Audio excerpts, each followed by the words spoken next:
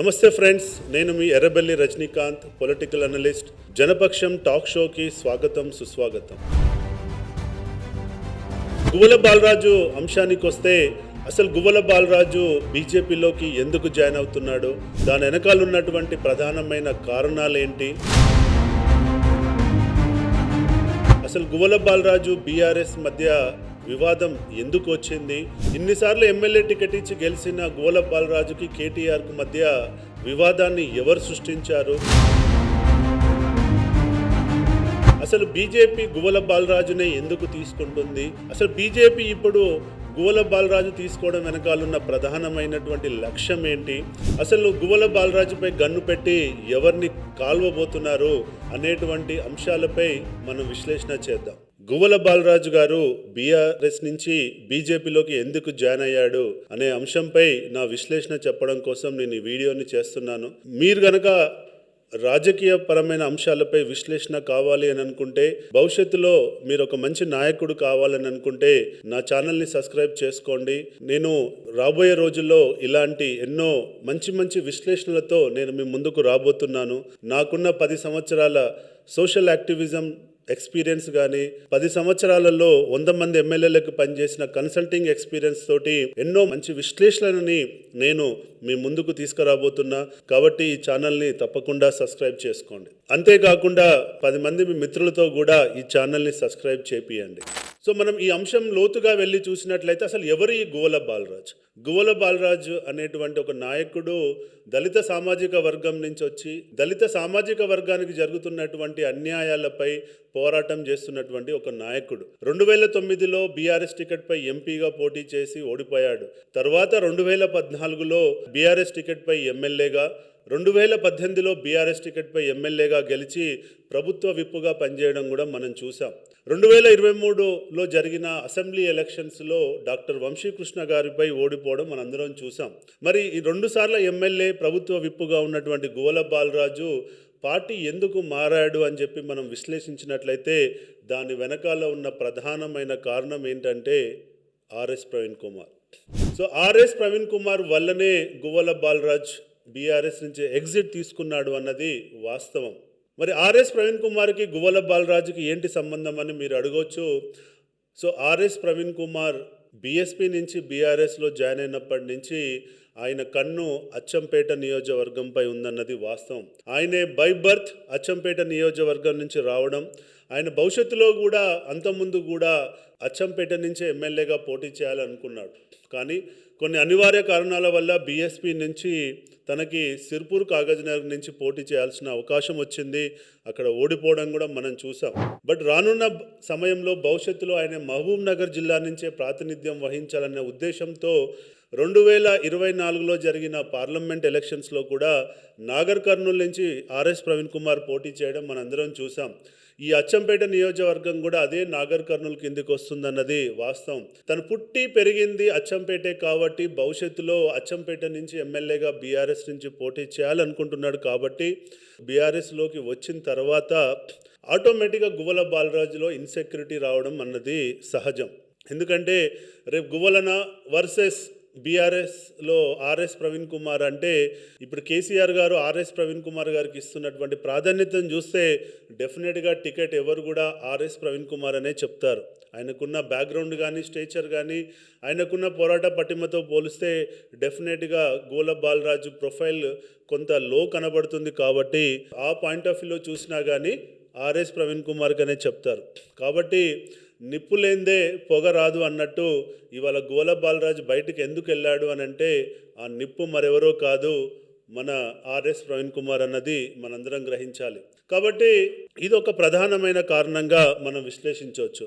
ఇక అంటే ఇప్పటి వరకు ఆర్ఎస్ ప్రవీణ్ కుమార్ ఎప్పుడు కూడా అచ్చంపేట అని చెప్పకపోయి ఉండొచ్చు. కాబట్టి ఇప్పుడే ఇంత తొందరగా ఎవరు రివీల్ చేయరు. కాబట్టి ఆ ఇన్సెక్యూరిటీ వల్లనే గువ్వల బాలరాజు ఇలా బయటికి వెళ్ళిపోయి ఉంటాడని చెప్పి నేను అనుకుంటున్నాను. ఇక విషయానికి వచ్చినట్లయితే, ఇప్పుడు గెలిచినటువంటి డాక్టర్ వంశీకృష్ణ గారు సిట్టింగ్ ఎమ్మెల్యేగా అసలు గువ్వల బాలరాజుని ఏ విలేజ్కి పోయినా అడ్డుకోవడం, విలేజ్కి వెళ్ళనీయకపోవడం, ఏ కార్యకర్తను కలిసినా అడ్డుకోవడం, రోజు ఎంతో ఒక ఫైటింగ్ మోడ్లో ఇద్దరు ఉంటున్నారన్నది వాస్తవం. గువ్వల బాలరాజు ఏం చేసినా కానీ తనని అక్కడికక్కడే కట్టడి చేయడం, కేసులు బుక్ చేయడం. సో కాబట్టి ఇలాంటి వాతావరణము ఒక ఒక ఒక భయంకరమైన వాతావరణంలో గువ్వల బాలరాజుకి రోజు టార్చర్ అన్నది మనందరం గ్రహించాలి. అలాంటి సందర్భంలో గువ్వల బాలరాజు గారు పార్టీ అధిష్టానాన్ని కోరడం, మీ సపోర్ట్ కావాలి అని కేటీఆర్ గారిని ఎన్నోసార్లు అచ్చంపేటకి ఇన్వైట్ చేయడం, ఇక్కడ ఉన్నటువంటి సమస్యలపై కలిసి పోరాటం చేద్దామని ఎన్నిసార్లు ఇన్వైట్ చేసినా అధిష్టానం నుంచి దక్కాల్సినటువంటి గౌరవం కానీ సపోర్ట్ కానీ దక్కకపోవడం వల్లనే గువ్వల బాలరాజు ఇవాళ పార్టీ నుంచి వెళ్ళిపోయాడన్న చర్చ కూడా మనం చూస్తూనే ఉన్నాం. ఇక మూడో అంశానికి వచ్చినట్లయితే, ఇప్పుడు బీఆర్ఎస్ పార్టీ ప్రతిపక్షంలో ఉన్న తర్వాత కాంగ్రెస్ పార్టీపై చేసేటువంటి అటాక్ ఏదైతే ఉంటుందో కొన్ని సందర్భాలలో కొంతమంది నాయకులను వాడాల్సి వస్తుంది ఫ్రంట్ ఫేజ్గా. సో పాత ఉన్న నాయకులని పక్కకు పెట్టి కొత్తగా వస్తున్న వాళ్ళని ఫ్రంట్ లైన్లో పెట్టి కాంగ్రెస్పై అటాక్ చేయిస్తుండడం మనందరం చూస్తున్నాం. సో దానివల్ల పాత నాయకులు, పోరాట పటిమ ఉన్నటువంటి గువ్వల బాలరాజు లాంటి నాయకులు డెఫినెట్గా హ్యూమిలేషన్కి గురయ్యేటువంటి ఛాన్సెస్ ఉంటాయి. ఎందుకంటే తను కూడా ఎప్పుడు ఫ్రంట్ లైన్లో ఉండి పోరాటం చేయాలనుకుంటాడు తప్ప బ్యాక్ సీట్ తీసుకోవాలనేటువంటి మనస్తత్వం ఉన్నటువంటి నాయకుడు గువ్వల బాలరాజు కాదు. కాబట్టి ఆ పాయింట్ ఆఫ్ వ్యూలో కూడా గత 1 ఇయర్లో తనని ఏ రోజు కూడా పార్టీ ఆఫీస్కి పిలిచి కాంగ్రెస్పై పోరాటం చేయడానికి కానీ, ప్రెస్ మీట్లు పెట్టడానికి కానీ ఏ రోజు ఆయనను ఎంకరేజ్ చేయకపోవడం కూడా ఒక కారణం అని చెప్పి మనం అనుకోవచ్చు. ప్రధానంగా ఈ 3 కారణాల వల్ల, ఒకటేమో ఆర్ఎస్ ప్రవీణ్ కుమార్, రెండోమో లోకల్ ఎమ్మెల్యే యొక్క టార్చర్, మూడోది వచ్చేసి పార్టీ నుంచి హ్యూమిలేషన్కి గురి కావడం. ప్రధానంగా ఈ 3 కారణాల వల్లనే గువ్వల బాలరాజు పార్టీ మారి ఉంటాడని చెప్పి నేను అనుకుంటున్నా. ఎందుకంటే కొన్ని సందర్భాలలో ప్రాజెక్టుల కోసమో లేదంటే ఆధిపత్యం కోసమో మినిస్టర్ల కోసమో పార్టీలు మారడం మనం చూస్తుంటాం. ఇక్కడ పెద్దగా గువ్వల బాలరాజు చేసే బిజినెస్లు ఏం లేవు ప్రాజెక్టులు తెచ్చుకోవడానికి బీజేపీ నుంచి. కాబట్టి డెఫినెట్గా ఈ 3 కారణాలు అని చెప్పి నేను అనుకుంటున్నా. ఇక బీజేపీ విషయానికి వస్తే, మరి బీజేపీ ఎందుకు గువ్వల బాలరాజునే ఫస్ట్ వికెట్ కింద టార్గెట్ చేసింది అన్నది మనం గ్రహిస్తే మనందరికీ తెలిసిన విషయం.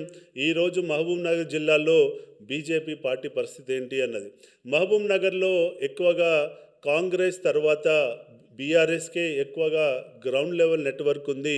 బీజేపీ అక్కడ ఎంత ప్రయత్నం చేసినా ఈ రోజు వరకు గ్రౌండ్ లెవెల్ నెట్వర్క్ బిల్డ్ చేసుకోలేకపోవడం అన్నది వాస్తవం. అదే మహబూబ్ నగర్ జిల్లా నుంచి డీకే అరుణ గారు పెద్ద లీడర్గా ఉన్నప్పటికీ తన ఓన్ ఇమేజ్ మీదనే తను గెలుస్తుంది తప్ప గ్రౌండ్లోకి వెళ్ళి గ్రామస్థాయి నిర్మాణం చేసుకోలేకపోయింది అన్నది కూడా వాస్తవం. కాబట్టి భవిష్యత్తులో బీజేపీ ఎదగాలని అనుకున్నప్పుడు ఆ జిల్లా నుంచి ఒక పోరాట పటిమ ఉన్నటువంటి ఒక గొప్ప నాయకుడు కానీ, ఫైటర్ కానీ కావాల్సిన అవసరం ఎంతైనా ఉంది. కాబట్టి ఆ యాంగిల్లో Guvvala Balaraju is the best choice అని చెప్పి బీజేపీ అనుకొని ఉంటుందని చెప్పి నేను అనుకుంటున్నా. అంతేకాకుండా జనరల్గా బీజేపీకి దళిత సామాజిక వర్గంలో కావాల్సిన ఓటు దక్కడం లేదు. నాట్ ఓన్లీ నచ్చంపేట్, ఓవరాల్ రాష్ట్రంలో కూడా ఎస్సీ ఎస్టీల విషయానికి వచ్చేసరికి కొంత బీజేపీ లోలో ఉంది. ఈ దేశానికి ఒక రాష్ట్రపతి దళితుడిని చేసినప్పటికీ కూడా ఈరోజు అనుకున్న స్థాయిలో బీజేపీ దళిత సామాజిక వర్గంలోకి పెనట్రేట్ కాలేకపోతుందన్నది కూడా వాస్తవం. కాబట్టి అలాంటి సామాజిక వర్గంలోకి దూసుకెళ్ళడానికి వాళ్ళకు ఒక వెపన్ కావాలి. ఆ వెపనే గువ్వల బాలరాజు అని చెప్పి టార్గెట్ చేసి ఉంటారని చెప్పి కూడా నేను అనుకుంటున్నా. ఇలాంటి కారణాల రీత్యా బీజేపీ గువ్వల బాలరాజుని ఎన్నుకొని ఉంటుందని చెప్పి నేను అనుకుంటున్నా. ఇప్పుడు గువ్వల బాలరాజు బీజేపీలోకి వెళ్తే లాభమైందా, అతనికి లాభం కాబోతుందా, అవుతుందా లేదా అన్నది మనం wait and see game. So Guvvala Balaraju అందులోకి వెళ్ళిన తర్వాత ఆయనకు కావలసిన ప్రాధాన్యత దొరుకుతుందా, తనను పనిచేయనిస్తారా? ఈరోజు మనం జరిగినటువంటి జాయినింగ్ మీటింగ్ చూసినట్లయితే ఆ జిల్లాకి సంబంధించిన ఏకైక పెద్ద నాయకురాలైనటువంటి డీకే అరుణ గారు మాత్రం ఎక్కడా కనపడలేదు. మరి అదే జిల్లా నుంచి గువ్వల బాలరాజు జాయిన్ అయినప్పుడు డీకే అరుణ గారు స్వయంగా ఉండి కండువ కప్పి ఆహ్వానించాల్సింది పోయి ఈరోజు ఆ జాయినింగ్లో డీకే అరుణ గారు ఎందుకు మిస్ అయ్యారన్నది $1 మిలియన్ ప్రశ్న. సో ఆ అనాలిసిస్కి మనం తర్వాత వద్దాము. కాబట్టి ఇక బీఆర్ఎస్ నుంచి బీజేపీలోకి వెళ్ళడం వల్ల లాభం జరిగిందా లేదా అన్నది మనం భవిష్యత్తులో wait and see game, wait చేస్తే మనకు తెలుస్తుంది. కాబట్టి గువ్వల బాలరాజు గారిని ఎంతవరకు బీజేపీ ఉపయోగించుకొని తనకి తన యొక్క సామర్థ్యాన్ని బట్టి తనకు పదవులు ఇచ్చి ముందుకు ఎంకరేజ్ చేస్తుందన్నది మనం వెయిట్ చేసి చూడాలి. ఇదండి నా యొక్క అనాలిసిస్. సో ఐ హోప్ మీరందరికీ దీని బ్యాక్గ్రౌండ్ అర్థమైందని అనుకుంటా. ఒకవేళ మీ అభిప్రాయం ఏదైనా ఉంటే కామెంట్ రూపంలో తెలియచేయండి, మనం చర్చిద్దాం. జై హింద్, జై జనపక్షం.